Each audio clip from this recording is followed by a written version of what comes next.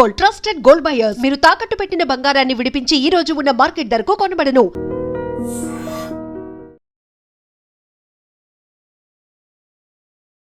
నమస్కారం, welcome to I dream. ధర్మ మార్గం విత్ విజిత కార్యక్రమానికి స్వాగతం.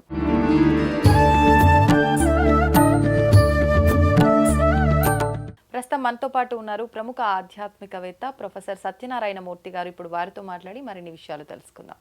నమస్కారం అండి. నమస్కారం అమ్మా విజిత. మనం చూస్తూ ఉన్నాం ఇప్పుడు ప్రస్తుతం ఉన్న వివాహ వ్యవస్థని. ఎటువంటి వివాహ వ్యవస్థ ఉన్నా కూడా మన హిందూ ధర్మం ప్రకారం ఏ రకంగా అయితే మ్యారేజ్ జరగాలో ఆ రకంగా జరుగుతూ ఉంది. కానీ ఇప్పుడు మనం చూస్తున్నది ఒకటే రకమైన వివాహ వ్యవస్థని. సృష్టి మొదలైన ప్రారంభంలోనే ఈ వివాహ వ్యవస్థతో పాటు ఇంకా కొన్ని రకాల వివాహ వ్యవస్థలు మన హిందూ ధర్మంలో ఉన్నాయి అని చెప్పి నేను విన్నాను. అది వాస్తవమా? ఏంటి అవి? కరెక్ట్, నువ్వు విన్నది కరెక్టే అమ్మా. మనుధర్మ శాస్త్రం ప్రకారం మనువు మనకి వివాహ వ్యవస్థని ఏర్పాటు చేశాడు under the directions of lord Shiva. అప్పుడు అందులో 8 రకాల వివాహాలు ఉన్నాయి. ఒకటి దైవం, తర్వాత 2 ఆర్షం, మూడవది బ్రాహ్మం, తర్వాత ప్రాజాపత్యం. ఈ 4 శ్రేష్టమైనటువంటి వివాహ వ్యవస్థలు. తర్వాత అసురం, తర్వాత గాంధర్వం, రాక్షసం, పైశాచికం. ఈ 4 వివాహాలు కూడా ఉన్నాయి. మనము ఫస్ట్ వివాహానికి వద్దాం. ఆర్ష సాంస్కృతి వైభవం అంటాం కదా. ఆర్షంలో ఏంటంటే ఈ వివాహంలో కన్యాదాత తండ్రి వస్తాడు. పెళ్ళికొడుకు దగ్గర నుంచి 2 ఆవులు తీసుకుంటాడు, అమ్మాయిని ఇస్తాడు. ఇది మొదటి పద్ధతి. బ్రాహ్మం ఏంటంటే ఒక యోగ్యుడైనటువంటి విద్యా సంపత్తి కలిగినటువంటి వ్యక్తికి కన్యాదాత అంటే అమ్మాయి తండ్రి వెళ్ళి తాంబూలం అది ఇచ్చి మా అమ్మాయిని చేసుకో అని అమ్మాయిని ఇస్తాడు. ఇది బ్రాహ్మం. రెండవది దైవం ఏంటంటే ఈ యొక్క యజ్ఞయాగాదులు చేస్తున్నటువంటి ఋత్వికులు ఉంటారు కదా, వాళ్ళకు కూడా ఈ కన్యాదాత వెళ్ళి మా అమ్మాయిని చేసుకోమని చెప్పి ఇస్తారు. ఇది 3వ రకం. ఇలాగే ప్రాజాపత్యం ఇవన్నీ వెళ్తాము. మనము దుష్యంతుడు శకుంతలది విన్నాం. గాంధర్వ వివాహం వాళ్ళది. అంటే రింగ్ తొడుగుతాడు, మ్యారేజ్ ఇస్ ఓవర్. సో అటువంటి వివాహాలు ఇప్పుడు కూడా జరుగుతాయి. మనకి ఎంగేజ్మెంట్ అయినట్టుగా లెక్క అంటారు కదా. గాంధర్వ వివాహం ఇప్పుడు కాలక్రమేణా దేశకాలమాన పరిస్థితులను బట్టి మారుతాయి కదా. అప్పుడు ఆ ring engagement is half marriage. ఇప్పుడు ప్రీ వెడ్డింగ్లు వచ్చేసినాయి కదా. ప్రీ వెడ్డింగ్లు వచ్చినాయి, ప్రీ శోభనాలు వచ్చినాయి, ప్రీ పెళ్ళిళ్ళు వచ్చినాయి. సో ఫోటోలు వీడియోలతో తీసుకుంటూ ఎవ్రీథింగ్ అంటే సెంట్రల్ ఇప్పుడు మనకి సుప్రీంకోర్టే సైటేషన్ ఇచ్చింది.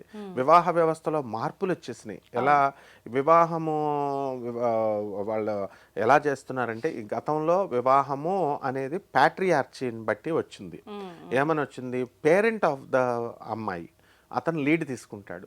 లీడ్ తీసుకొని ఇతర గ్రూపులు ఇతర కులాలు రాకుండా ఉండడం కోసం ఫాదర్స్ ఇన్వాల్వ్ అయ్యి తనకు కావలసినటువంటి కులాన్ని, తనకు కావలసినటువంటి రిలీజియన్ని, తనకు కావలసినటువంటి సాంప్రదాయాన్ని, ట్రెడిషన్ని తీసుకొని చేసేవారు. ఇది పెద్దలు ఇన్వాల్వ్ అయ్యేవారు, అమ్మాయికి అబ్బాయికి కూడా. అలాగే మనకి ఈ యొక్క వివాహ వ్యవస్థలో గాంధర్వ వివాహాన్ని, లవ్ మ్యారేజెస్ని మనువు ఇతర సంఘ సంస్కర్తలంతా కూడా వ్యతిరేకించారు. ఆ కాలంలోనే వ్యతిరేకించారు.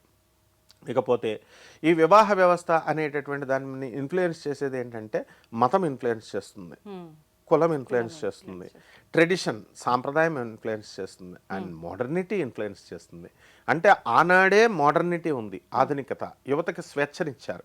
స్వయంవరం ఇప్పుడు మనం చెప్పినటువంటి స్వయం వివాహాల్లో ఒకటైనటువంటి స్వయంవర వివాహాల్లో రాముడు సీత ఇద్దరు వధువుకే ఎక్కువ ఇంపార్టెన్స్ ఉంటుంది. అందువల్లనే ద్రౌపది ఏం చేసింది, స్వయంవరంలో కర్ణుడిని నువ్వు కులం తక్కువ వాడివి, నువ్వు సూతపుత్రుడివి, నేను నిన్ను చేసుకోను అని అనిపించేలా కృష్ణుడు మాయ చేస్తాడు.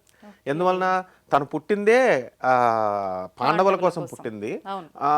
ఇది డైవర్ట్ అవుతున్నప్పుడు కన్ఫ్యూజన్ స్టేట్లో ఉంది. ఎవరు దీన్ని కొట్టేయగలిగేటటువంటి మనగాళ్ళు 3. ఒకటి మత్స్యేంద్ర ఛేదన, ఒకటి కృష్ణుడు, 2 కర్ణుడు, 3 అర్జునుడు. సో కృష్ణుడు తన చెల్లి కాబట్టి పక్కకు తప్పుకున్నాడు. ఈయన కర్ణుడు వచ్చాడు. సో ఈమె హెల్ప్లెస్గా ఉంది, పెళ్ళి నీది, మీ నాన్న కాదు స్వయంవరం ప్రకటించింది, నువ్వు ఆడపిల్లకి నీకు స్వతంత్ర అభిప్రాయాలు ఉన్నాయి, నువ్వు ఏం చేయదలుచుకున్నావో చేసుకో, నీ ఇష్టం, మరి నువ్వు పుట్టింది జీవితం ఒక లక్ష్యం కోసమే అని చెప్పి గుర్తు చేస్తాడు కృష్ణుడు. చెప్పగానే I don't want to marry you అని కర్ణుడిని చేస్తుంది. కర్ణుడు విత్డ్రా అయిపోతాడు. అప్పుడు అర్జునుడు వచ్చాడు. సో ఆ విధంగా రాముడు సీత శ్రీరామచంద్ర ప్రభు యొక్క క్వాలిటీస్ అంతా కూడా, వరుల యొక్క క్వాలిటీస్ అంతా కూడా అక్కడ తమ కూతురు యొక్క క్వాలిటీస్ అంతా వివరిస్తాడు అక్కడికి వచ్చినటువంటి స్వయంవరంలో. ఎవరికి ఇష్టమైన వాళ్ళు వాళ్ళ మాల వేసుకుంటుంది ఆ అమ్మాయి, వాళ్ళు పెట్టిన టెస్ట్ పాస్ అవ్వాలి. సో కాలక్రమేణా ఏమైపోయిందంటే అమ్మాయిల డిమాండ్స్ ఎక్కువైపోయినాయి. అమ్మాయిల డిమాండ్స్ ఇప్పుడు చదువు, ఎకనామిక్ లిబర్టీ వచ్చింది. ఆ తర్వాత అమ్మాయిని స్త్రీ స్వాతంత్ర అర్హతి అని చేసేసారు. ట్రెడిషనల్గా అమ్మాయిని బంధించేశారు. ఎలా అంటే చిన్నప్పుడేమో తండ్రి సంరక్షణలో ఉంటుంది, వివాహమైన తర్వాత భర్త సంరక్షణలో ఉంటుంది, వార్ధక్యం వచ్చిన తర్వాత పిల్లల సంరక్షణలో ఉంటుంది. కాబట్టి తనకి పాపం సాంప్రదాయబద్ధంగా లిబర్టీ అనేది, స్వేచ్ఛ అనేది లేదు. ఆ తర్వాత ఎకనామిక్ స్వేచ్ఛ అనేది లేదు. భర్తను ప్రతి చిన్న విషయానికి డబ్బులు అడగాలి. So she is answerable. ఈ విధంగా ఉండేసరికి ఏమైందంటే అభ్యుదయ రాజా రామ్మోహన్ రాయ్ లాంటి వాళ్ళు వచ్చారు. అభ్యుదయ బెంటిక్ అని ఫారినర్ కూడా మనకు సపోర్ట్ చేశాడు. ఈ వివాహ వ్యవస్థల్లోనే లోపాలు కూడా ఉన్నాయి. చిన్నప్పుడు ఈ యొక్క సతీ సహగమనం, భర్త చనిపోతే వచ్చేది. ఆ తర్వాత పునర్వివాహం, వితంతు పునర్వివాహం చేసుకొని ఇచ్చేవారు కాదు. ఆ తర్వాత ఈ యొక్క బాల్య వివాహాలు, ఇవన్నీ కూడా 1855లో మ్యారేజ్ యాక్ట్ అనేటటువంటిది చేయబడింది. ఆ తర్వాత ఇండిపెండెన్స్ వచ్చిన తర్వాత ఒక్క వరకట్న నిషేధం మాత్రమే చేయబడింది 1961లో. సో వివాహ వ్యవస్థలో ఉన్నటువంటి వరకట్న అన్ని ఇప్పుడు ఐపీఎస్ ఆఫీసర్స్, ఐఏఎస్ ఆఫీసర్స్ ముఖ్యంగా వీళ్ళు ఇంప్లిమెంట్ చేసి జనానికి చూపించాలి. ఎవరు కూడా నేరము, వీళ్ళు తీసుకోవడము, కట్నం తీసుకోవడము తప్పే, కట్నం ఇవ్వడం కూడా నేరమే, రెండిట్లకి. సో ఈ విధంగా మరి వాళ్ళు ఆదర్శవంతంగా ఉండాలి కాబట్టి అందరూ కూడా ఆదర్శంగా చేయడం కోసం ఈ యొక్క మ్యారేజ్ వ్యవస్థని వీళ్ళు అమెండ్ చేసుకుంటూ, కరెక్ట్ చేసుకుంటూ రావాల్సిన బాధ్యత మందే అనమాట. ఇకపోతే కొన్ని తెగల్లో ఉన్నాయి. ఎలా అంటే ట్రైబల్ ఏరియాల్లో భగినీ న్యాయం అని ఉంటుంది. అంటే హస్బెండ్ చనిపోతే కనుక మరిదిని చేసుకోవచ్చు. మరిది కొడుకుతో ఇక అదంతా మామూలుగా అప్పుడు అందుకనే అన్నాను ట్రైబల్ క్లాన్లో. ఎందువలనంటే ట్రైబల్స్లో ఎలా ఉంటుందంటే ఈ యొక్క అప్పర్ క్యాస్ట్లను వదిలేసేయండి. అప్పర్ క్యాస్ట్లోకి వెళ్ళేసరికి అడ్వాన్స్మెంట్ ఉంటుంది. సో అక్కడ కావాల్సింది ఏంటంటే అప్పుడు గుంపులో ఒక క్లాన్, ఒక వంశం, ఒక డైనాసిటీ, ఆ వంశంకు హక్కులు ఉంటాయి, భూములు ఉంటాయి.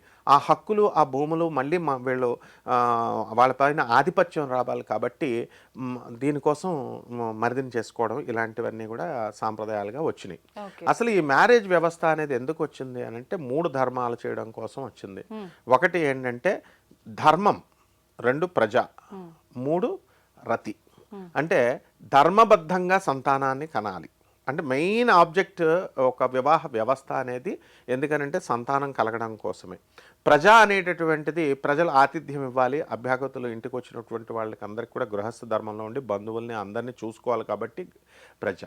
అండ్ ధర్మబద్ధంగా మనకి ధర్మార్థ కామ మోక్షాలు అంటాం కదా, ఈ పురుషార్థాలను సాధించడం కోసం ఏర్పడింది. అసలు ఈ వివాహ వ్యవస్థను మొట్టమొదటిగా స్థాపించింది పరమేశ్వరుడు. మనందరం కూడా ఒక కొండల మీద నివసించే వాళ్ళం. కొండల మీద నివసించేటప్పుడు అప్పుడు జ్ఞానం లేదు. అప్పుడేమైందంటే ఈ పెళ్ళి వివాహ వ్యవస్థ లేకుండా ఎవరికి నచ్చిన వాళ్ళతో వాళ్ళు ఉంటుంటే అల్టిమేట్గా గర్భిణి అయినటువంటి స్త్రీ తన పుట్టినటువంటి సంతానాన్ని తిను మాత్రమే పెంచాల్సి వచ్చేది. మగవాడు మళ్ళీ వేరే వాళ్ళతో వెళ్ళిపోయేవాడు. సో అల్టిమేట్ బర్డెన్ అమ్మాయి అవుతుంది. కాబట్టి పెద్దలంతా కూర్చొని పరమేశ్వరుడు ఏం చేశాడంటే ఈ వివాహ వ్యవస్థను బంధించాడు. మోనోగామి, ఇందులో రూల్ ఏంటంటే మోనోగామి అంటే ఒకళ్ళనే పెళ్లి చేసుకోవాలి. కానీ పాలిగామస్గా తయారైంది బైగామి. అందువల్లనే సెక్షన్ 495 వచ్చేసింది. 495 ప్రకారం రెండవ పెళ్లి ప్రయత్నిస్తున్నా అరెస్ట్ చేయొచ్చు. 494 రెండవ వివాహం బైగామి యాక్ట్ ప్రకారం అరెస్ట్ చేయొచ్చు. అంటే ఇవన్నీ కూడా స్త్రీలకు అనుకూలంగానే మహర్షులు పెట్టారు పెద్దవాళ్ళు. ఎందుకంటే స్త్రీ కొంచెం బలహీనురాలు, ఈ అబ్బాయి అనేటటువంటి వాడు కొంచెం బలంగా ఉంటాడు కూడా, వాడు ఎలాగైనా బ్రతకగలుగుతాడు అని. సో ఇలా ఈ వివాహ వ్యవస్థలో మనకి ఈ యొక్క మరిదిని చేసుకోవడము, సంతానోత్పత్తి ధర్మబద్ధంగా వెళ్ళడము ఇవన్నిటికి కూడా ఉన్నాయి. అందువల్లనే పురాణాల్లో మనం తీసుకున్నప్పుడు పేరెంట్స్కే మనము ఇచ్చేస్తాం. అయితే ఇప్పుడు ఆధునిక కాలం వచ్చేసరికి మాకు ఈ పెళ్ళొద్దురా బాబు అని చెప్పేసి యువత ఏం చేస్తుందంటే మేము చేసుకోమంటున్నారు ఇప్పుడు. అసలు మాకు వద్దు, మ్యారేజే వద్దు అని. ఎందువల్లనంటే కాలక్రమేణా ఇప్పుడు ఎఫినిటీ ఉండాలి. ఒక అమ్మాయికి ఒక అబ్బాయికి తనంటే ప్రేమ ఉండాలా, ఎఫినిటీ అంటే ఆ వాలిపోవడం అనేటటువంటి నేచర్ ఉండాలి. అది ఎవరు చూస్తున్నారు? ఎఫినిటీ చూడడం వల్ల. అందువల్ల mutual attraction, mutual confidence and mutual respect ఉండాలి ముగ్గురు మీద. పరస్పర అవగాహన, పరస్పర గౌరవము, పరస్పర ఆకర్షణ, పరస్పర కాన్ఫిడెన్స్, నమ్మకం అనేది ప్రధానం. కేవలము ఇప్పుడు ఎవరు చెప్తున్నా ఆర్థిక స్వేచ్ఛ, ఆర్థిక స్వాతంత్రం ఆడపిల్లలకు వచ్చిందని ఆడపిల్లలు ఏదో చీట్ చేస్తున్నారని అంటున్నారు, కానీ 99% ఆడపిల్లలు ఎప్పుడు కూడా చీట్ చేయరు. 1% ఎక్కడైనా పరిస్థితులు బాగాలేనప్పుడు పాపం ఇతరులతో చెప్పింది వినాలి కాబట్టి ఆ విధంగా వాళ్ళు వాళ్ళ ఫాదర్స్ చెప్పో లేకపోతే వాళ్ళ బ్రదర్ల యొక్క ఇన్ఫ్లుయెన్స్, వాళ్ళ అమ్మాల యొక్క ఇన్ఫ్లుయెన్స్ వల్ల డైవర్స్కి వెళుతున్నారు. బట్ ఆడపిల్ల ఎప్పుడు కూడా జెన్యున్గానే ఉంటుంది. అండ్ ఈ యొక్క మగవాళ్ళ దగ్గరికి వచ్చేసరికి ఏమవుతుందంటే ఫోకస్ ఎక్కువ అవుతాడు. ఎప్పుడైతే ఫోకస్ వచ్చినప్పుడు బాహ్య ఆకర్షణలు ఉంటాయి. ఈ బాహ్య ఆకర్షణలు తట్టుకొని వీళ్ళు సంసారం చేసుకోవాలి. ఎప్పుడైనా సరే ఇద్దరు ఫ్రెండ్స్ మధ్య థర్డ్ పర్సన్ వస్తే ఎలాగైతే గొడవలు వస్తాయో వివాహాల వ్యవస్థలో ఇప్పుడు ఉన్నటువంటివి అవే జరుగుతుంది. ఆ థర్డ్ పర్సన్ తల్లి అవ్వచ్చు, తండ్రి అవ్వచ్చు. వివాహమైన తర్వాత 1 year లోపల ఎక్కువ మ్యాక్సిమం నెంబర్ ఆఫ్ డైవర్సెస్ అనేటటువంటివి కౌంట్ అవుతాయి. మిగతా ఈ 1 year దాటిపోతే ఒక 4-5 years దాటిపోతే మెచ్యూరిటీ వచ్చేస్తుంది. అండ్ మ్యారేజ్ ఏజ్ అప్పుడు ఎంత ఉండేది? 21 and 18 అనమాట. సో ఇది సరిపోదు. ఇప్పుడు చాలా మంది లేట్ మ్యారేజెస్ అంటున్నారు, కానీ ఆఫ్టర్ 30 మ్యారేజ్లు చేయాలి. ఎందువలనంటే మ్యారేజెస్ అనేటటువంటిది కేవలం సంతానోత్పత్తి. Marriage is a part of life. Malla Reddy గారు మనకి ఆయన ఏమని చెప్తారంటే, నేను పాలు పోసి చక్కగా బోళ్ళంత సంపాదించిన తర్వాత నేను చేశాను, మీరందరూ 40 వచ్చిన తర్వాత చేసుకోండి అమ్మా అని సరదాగా స్టూడెంట్స్ అందరినీ మినిస్టర్ గారు ఓపెన్ ప్రతిసారి చెప్తారనమాట. ఆడపిల్లలకైనా మగపిల్లలకైనా వీళ్ళు నవ్వుకుంటారు కూడా స్టూడెంట్స్, కానీ ఆయన వాస్తవం చెప్తున్నారు. ఎలా అంటే ఫుల్ మెచ్యూరిటీ రావాలి. మెచ్యూరిటీ రావాలంటే అప్పుడే ఈ యొక్క థర్డ్ పర్సన్ ఇన్వాల్వ్మెంట్ అనేటటువంటిది రాదు. తల్లి చెప్పింది, తండ్రి చెప్పింది ఆలోచించుకుంటుంది స్వతంత్రంగా. అందువలన ఈ విధంగా లవ్ మ్యారేజెస్ అనేటటువంటివి ఈ విధంగా డామినెన్స్ అయింది. అండ్ మనము ఈ యొక్క అరేంజ్డ్ మ్యారేజెస్ అనేటటువంటి దానికి డిమైజ్, ఒక శాశ్వతంగా సమాధి చేస్తామని చెప్పచ్చు. మా ఫ్యూచర్లో ఇప్పుడు ఎలా ఉంటుందంటే యువత ఇప్పుడు పర్సంటేజ్ పెరిగిపోయింది. మేము చేసుకోం బాబాయ్, మాకు పెళ్ళిళ్ళు అంటే భయం అనేసి వచ్చేస్తుంది అనమాట. సో డెఫినెట్గా ఇది కూడా ఆహ్వానించదగినటువంటి విషయమే. చాలామంది కాంట్రవర్సీగా ఏమంటారంటే అది వాళ్ళ ఇష్టం. అది ఇప్పుడు వివాహం అనేది ఒక పార్ట్ ఆఫ్ లైఫ్. సో వాడికి అవసరమైనప్పుడే చాలామంది ఏమంటారు, 60 సంవత్సరాలు వచ్చిన తర్వాత, లేట్ మ్యారేజ్ వయసు వచ్చిన తర్వాత అరే ఒక తోడు లేదే అని అనుకుంటారంటున్నారు. నో. ఎందువల్లంటే ఒంటరిగా పుట్టాము, ఒంటరిగా మనం పోయేటప్పుడు ఆ స్టామినా మనం ఇవ్వాలి. సొసైటీకి మనం ఎప్పుడు కూడా ఎడ్యుకేట్ చేస్తూ ఉండాలి. దీని గురించి ఎకనామిక్ లిబర్టీ ప్రతి ఒక్క వ్యక్తికి కూడా. ఈవెన్ నేను దీంట్లో బలంగా ఒక విషయం చెప్పగలను. లార్డ్ కృష్ణ చీట్ చేసి రాధమ్మ తల్లిని వదిలేసి వెళ్ళిపోతాడు. వదిలేసి వెళ్ళిపోయినప్పుడు రాధమ్మ తల్లి బెంగ పెట్టుకుని సూసైడ్ చేసుకోవాలి. ఆమె ఎక్స్పాండెడ్, ఆమె తన పనులన్నీ కూడా విస్తృతంగా చేసేసింది. And she did not chase lord Krishna. ఆయన వెనకాల పడి నేనేమైపోతాను అనలా.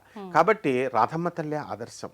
తనేంటో ప్రూవ్ చేసుకుంది, తను అనుకున్నది సాధించింది. కాబట్టి ప్రతి ఆడపిల్ల కూడా ఎవరైతే ఉన్నారో ఈ వివాహ వ్యవస్థలో డిస్టర్బ్ అయినటువంటి వాళ్ళు కానీ, లేకపోతే మ్యారేజ్ చేసుకోకుండా ఉండిపోతాను అనుకునేటటువంటి వాళ్ళు, ఒక లక్ష్యం కోసం ఉన్నవాళ్ళు, ఈ సొసైటీ చెప్పుద్ది, వాళ్ళు పామర జనం కాబట్టి మీకు ఇలాగా 60లో తెలుస్తుంది, లేకపోతే ఎందుకు ఇచ్చేస్తానంటారు.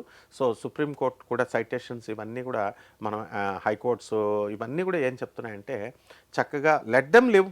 ఫస్ట్ మనిషి తన ఆశయాలను సాధించనియండి. సమాజాన్ని మంచిగా, సమాజం కోసం ఒక లక్ష్యం కోసం చేసుకోవడానికి వివాహ వ్యవస్థ పెట్టిందమ్మా. డిస్కరేజ్ అవ్వాల్సినటువంటి అవసరం లేదు. ధన్యవాదాలు. తవ్వండి, తవ్వుతూనే శివలింగం. సరే దాన్ని అట్లా కప్పేసేయండి, చూపించదండి. Krishna is there. మూర్తి పూజ కాదు, సాక్షాత్ బ్రజేంద్ర నందన భగవాన్ ఉన్నారు మూర్తిలో. ఏమీ ఆశించకుండా ఆరాధించే వాళ్ళు కూడా ఉన్నారా ప్రభుజీ? నిజమైన భక్తి అంటే మనకు తెలియదు కాబట్టి.